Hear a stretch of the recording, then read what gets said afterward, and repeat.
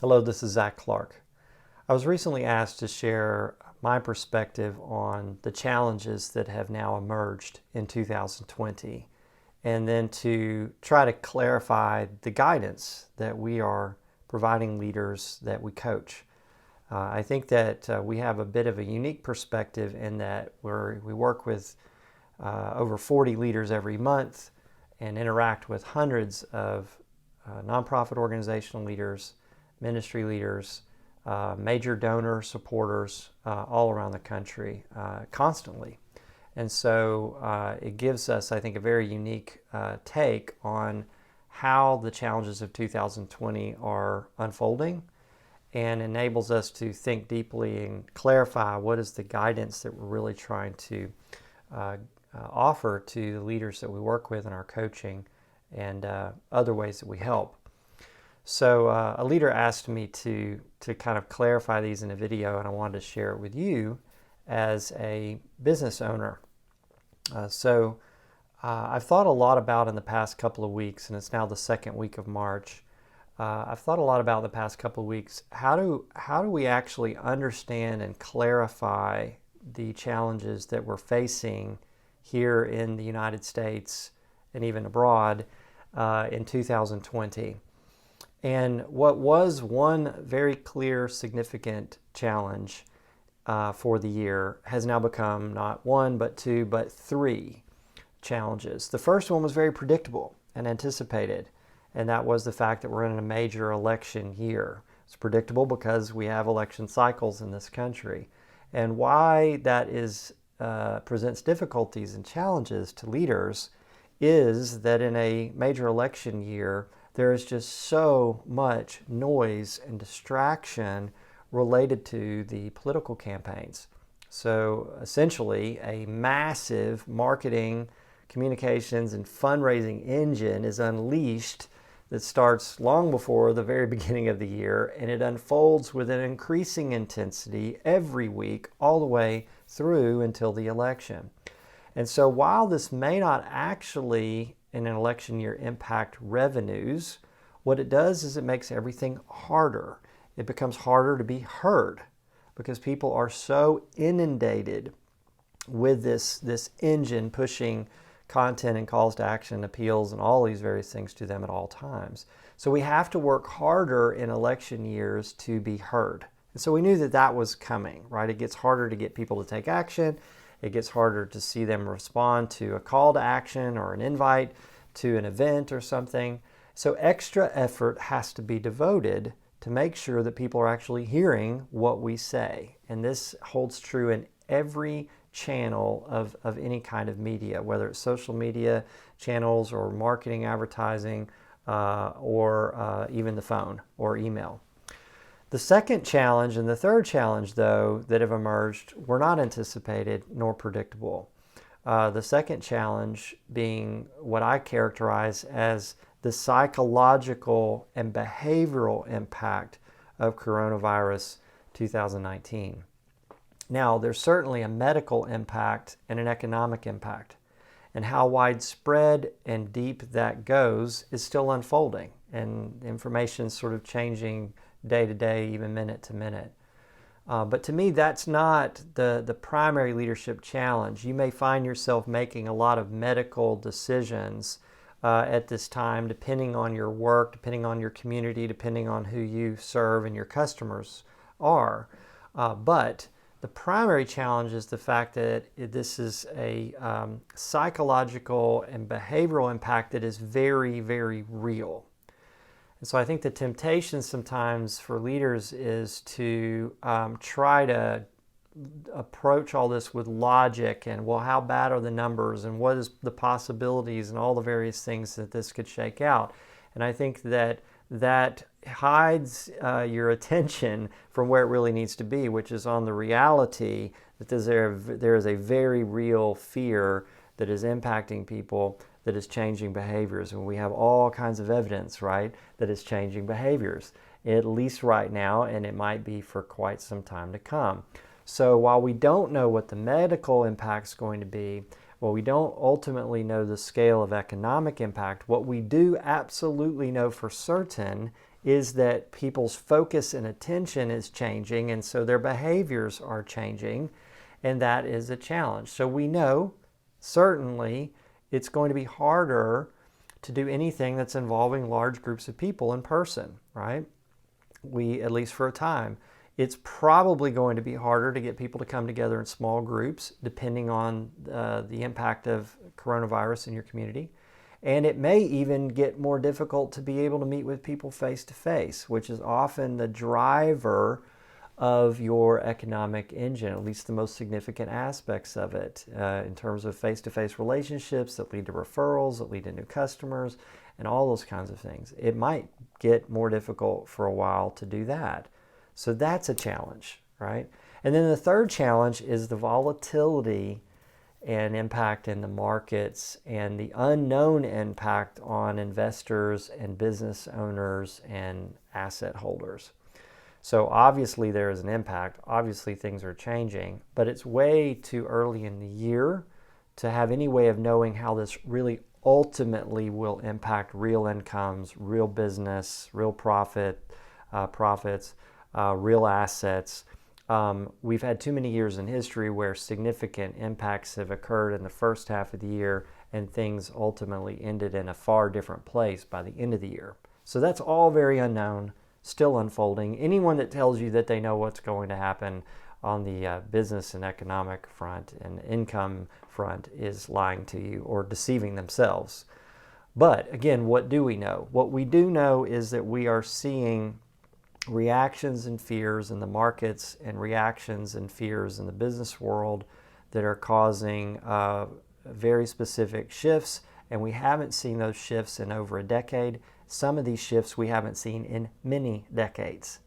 So that is a significant challenge, because even if these things are not impacting people's real incomes, what happens is it causes people to slow down their decision making. Basically, the possibility that this will impact their business, the possibility that this will impact their income, the possibility that they might have to do more with less slows people down. They're not quite sure what to do, so they slow down decisions. And that's a challenge that we know with certainty is happening now. So what is our guidance, right? What do we coach people and how do we walk them through these very significant things? Well, some of this no one alive has seen before. There are certainly elements of all this that have our patterns and that can be understood and seen, but some of these things no one alive has seen in their lifetime. So how do you make great decisions when you're dealing with things that you haven't seen before? You have to really be grounded in very solid principles. So that's what we're trying to guide people in, is those things that we know are essential and that we know make a difference. Number one, I think it's helpful to remember that what you can't see or imagine could be really dark and really scary. But the opposite of that's true as well, that we also can't see necessarily the opportunities or some of the good things that can come out of difficult times as well. We can't really always imagine those. And so particularly, like as a Christ follower, I'm able to think about, okay, yeah, there's all these dark and scary things that I can't see, that I can't necessarily understand or wrap my brain around or imagine, but there also, anytime we go through difficulties, there can be these incredible opportunities to make a difference, to make changes, to grow, to impact others deeper, that we also might have a hard time seeing and imagining. And so you simply have no way of knowing what an individual person is really going through, what's really happening, until they tell you. And too much of the time, I think we spend energy trying to imagine all these things and be prepared for all these possibilities, instead of simply saying, hey, what is really going on with the people that we work with our customers, our people, our team? Number two, that means that it's time. Now is the time to be more active and more intentional and get closer to customers and past customers and the people on your team. To get closer, not distance yourself. Now, this is a very difficult thing, because the appropriate medical response to coronavirus is distance, right? Social distancing. So how do we get closer to people when they are going to want and need to be distancing themselves from us. We're going to have to work harder to do this. So what we're challenging leaders to do is, you may not have to start this immediately, but get ready to shift the disciplines that you use interacting with people physically and face-to-face, to shift those disciplines to physical, or I'm sorry, not away from physical, to virtual, or to even phone conferencing. So in the past, a year ago, it might have been very strange for you to reach out to a customer and say, hey, would you, instead of meeting with me or coming to this event, would you be willing to join us online? Would you be willing to meet with me in a video meeting? Would you be willing to set up a conference call with me? And so that might be a bit odd a year ago. At this time, especially with your core customers, that's likely to be very much appreciated. So I think there's a real opportunity there.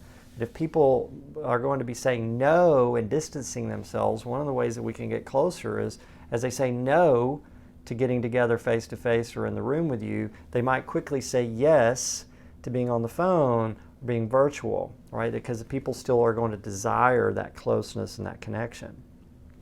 3, thanking people and reporting and celebrating success is always key, but it's going to be even more key if we see continued financial impact on all this in a way that impacts your business. And so as people prioritize their time or their spending, what most people, speaking generally, don't say, okay, we're going to just cut our spending 10% across the board. That's not the way most human beings act. Instead, they say, whoa, we got to cut all this out because we need to focus on this over here. And what they tend to do is prioritize the things that they are the most enthusiastic about, or with the companies that they have the greatest trust in, right? So that trust is and enthusiasm is built by hearing from you, right? Not just getting stuff from you, hearing from you, and sharing results and sharing success stories, and letting them know what you're working on and what you're challenged by, and listening to them, right? So that's always key. We all know that, but it's even more key in a time where people might shuffle their priorities around. Number 4 is maybe the most important tactical thing that I can suggest to start doing immediately, and you will probably need to be doing this for months to come, is seek input and wisdom from your most significant customers, okay? In your business, if I were to look with you, I would say there's a core of customers, or a number of customers or clients, that have a disproportionate impact on your business. Not every customer is having an equal impact. So there's a number that's having a disproportionate impact, and it is critically important to be able to know what's happening with them, and they will tell you what you need to know if you ask. And so great questions are, hey, how is all this affecting you? How is it affecting the decisions you're making in your work or your business or your life, right? We're trying to navigate this too. Do you have advice for us? We'd love to hear from you. We'd love to know what's going on with your family or your friends or your life. What's your take on all of this, right? That is critically important with this core group of customers that have a disproportionate impact, because you want to minimize the surprises. You don't want to realize, oh my gosh, well, we just lost one of our biggest customers because they've completely changed all of their thinking and all of their priorities, right? People will tell you, people really will tell you what's going on with them if you ask, but you have to ask those questions.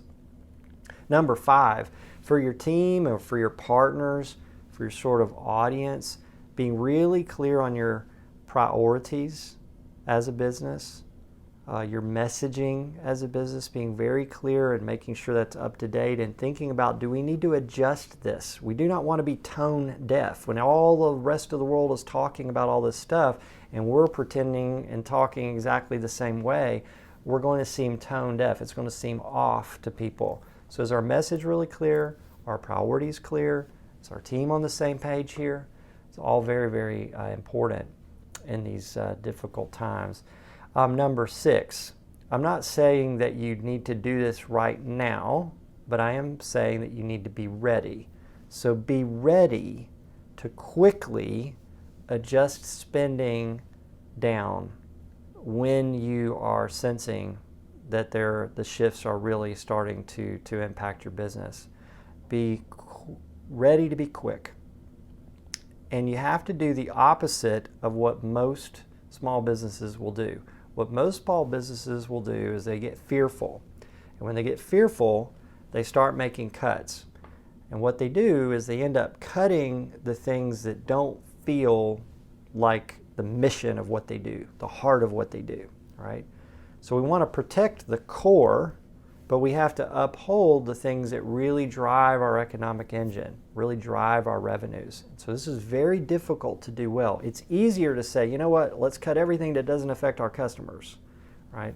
But that will cut off and create a bigger problem very soon down the road.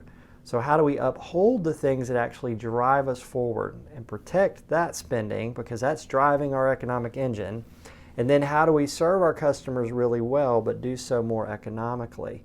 And that takes a lot of savviness and some painful decisions, because it's the difference between knowing this is what serves customers and this is what grows business. Instead, it's these are the things that grow our business. This is the core of what we do to serve customers, and we need to cut these things over here. So I learned that through the Great Recession, through some really, really difficult choices that had to be made, but saw the impact that can really have. And then number 7, lastly, I think this really relates to your own leadership, your self-leadership. The most important thing to recognize is that you cannot control these external factors that can be impacting your business and your work. Okay, we have no control over what's happening medically, how long or how far this will go. We have no control over the changes that are happening economically and how that will unfold. We have very little, if none, control of those external factors. But we have an unbelievable and remarkable high degree of control of how we respond. And to me, that's the leadership opportunity. That's what's energizing and will help you continue to bring your best. So to do that, we have to have our self-leadership right. And as a Christ follower, for me, that's okay, how do I respond to leaders who are in fear? How do I respond to people who are in fear? Right? And that means I have to every day, and maybe even every hour by hour, thinking, God, how do I stay rightly related to you? And how do I make decisions that are entering into people's fear, meeting them where they are, but not taking on all that fear, right? Because my role here is to lead and guide people through these difficult things that we can face. So for me, that means asking the question, God, what are you teaching us? What are you teaching me? How are you changing us? How are you shaping us? What's the value here in these difficult things that we can draw from, so that I don't get fixated on all those things that I can't control? And to me, that boils down to a very simple but profound leadership question is this. What was Jesus' consistent response to people in fear? He had a consistent response to people in fear. And that was, do not fear. But he didn't just say, don't fear, and let me give you an argument, or let me debate all the data and all the information, and let's talk about all the dynamics with the media or all these various things and the political and government response. That wasn't his approach at all. Instead, it was, have no fear. Let me show you what God is doing. Let me help you see reality, right? Let me walk with you. Why don't you come and walk with me on this, right? And he had this consistent response to fear for others, but yet we also know that he knew and experienced what it was like to fully interfere, because we can see that in the garden as he's struggling with the fear and anxiety of being nailed on a cross to the point of death. And so I think that's a very helpful picture, whether you're a Christ follower or not, a very helpful picture of someone has to provide some leadership in these times of fear. And that starts with being grounded ourselves and being able to acknowledge and enter in with people in their fear, and then help them and help us make great decisions going forward. So I hope that's helpful. I'm really appreciative that people would be interested. I do think that our perspective and working with so many folks and being connected with so many, gives us some clarity of thinking here. And I do think that you can really put to the test everything that I've said and put into action the things that we're trying to guide you along the way in. And I look forward to hearing from you. Let me hear how this is affecting you. Let me hear the decisions that you're making. And I hope this was helpful for you. Thank you.